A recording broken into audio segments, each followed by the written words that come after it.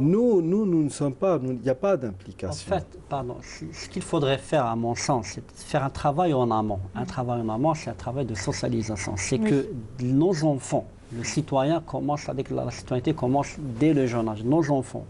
Et là, le rôle des structures chargées Vous désespérez des adultes. Non, On va non, non, non, directement mais vers les c'est-à-dire que enfants. c'est vrai, C'est que bon, il n'y a c'est plus rien pas à ça, faire. non, c'est pas ça. C'est C'est-à-dire que la l'enfant, sensibilisation. c'est-à-dire que l'enfant, il prend un adulte comme exemple.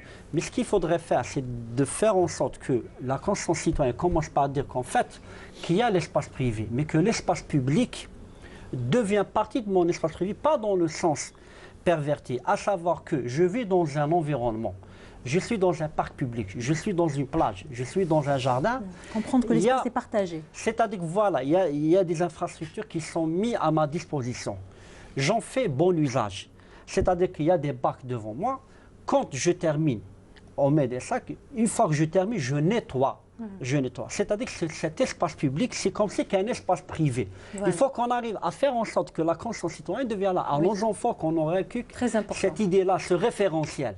Parce que quand on parle des politiques publiques dans tous les niveaux, on parle de la notion de référentiel. La notion de référentiel commence par dire aux citoyens que cet espace public, considérez-le, toute proportion gardée, comme faisant partie de votre espace privé. Vous êtes dans une plage, elle est propre.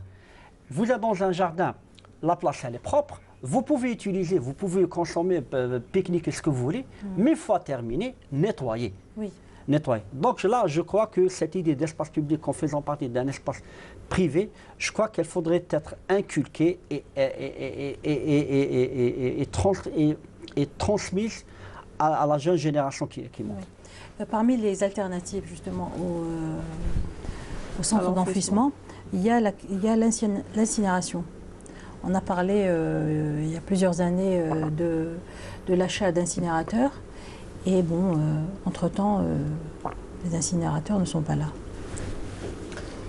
Il faut savoir que c'est vrai que c'est un mode de traitement.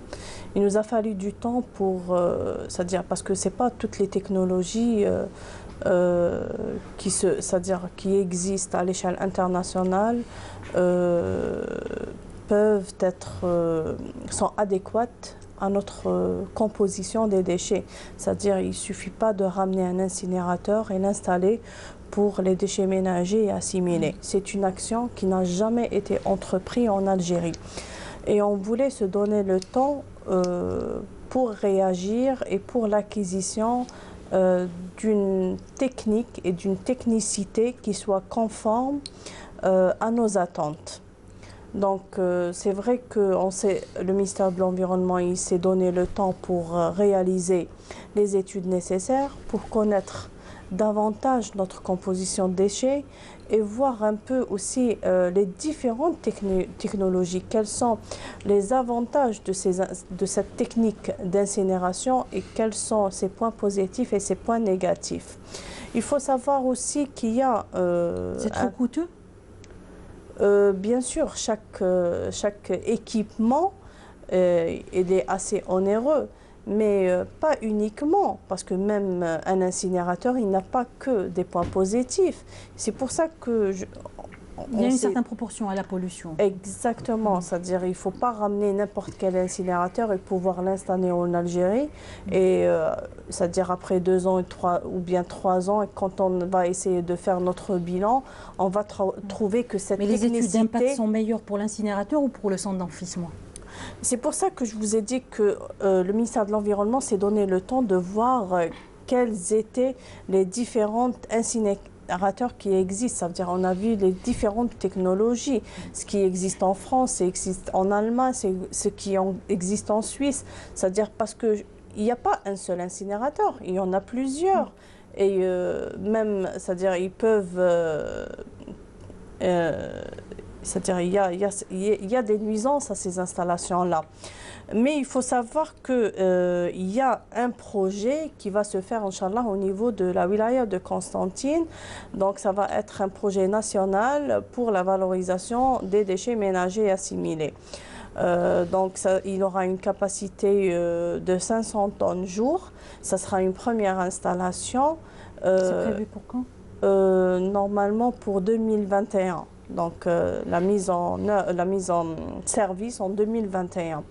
Alors, ça sera le premier incinérateur, mais il y a aussi d'autres réflexions pour l'installation des incinérateurs au niveau de d'autres centres. Voilà, il y a des réflexions dans ce sens, et il y a des études de faisabilité, notamment il y a une étude de faisabilité qui a été élaborée par des Coréens pour le centre d'enfouissement, pour le centre de Hamissi, au niveau d'Alger. Donc il y a eu cette étude de faisabilité qui a été élaborée, où il y a eu aussi la présentation des points forts et des points faibles de cette technique d'incinération. Très bien, donc on arrive à la fin de cette émission. Je voudrais juste vous lire cette petite phrase que j'ai trouvée dans un site, je ne sais plus lequel: déchets valorisés, espace réhabilité et intégration des personnes en difficulté sociale. C'est cela aussi la gestion des déchets? Oui, oui. Vous êtes d'accord? Il y a l'intégration de... Ça peut contribuer. Ça peut contribuer, tout à fait. Voilà, exactement. Très bien. Il y a cette contribution pour... Merci beaucoup. Merci à tous de nous avoir suivis. On se retrouve la semaine prochaine. Salam alaikum wa rahmatullahi ta'ala wa barakatuh.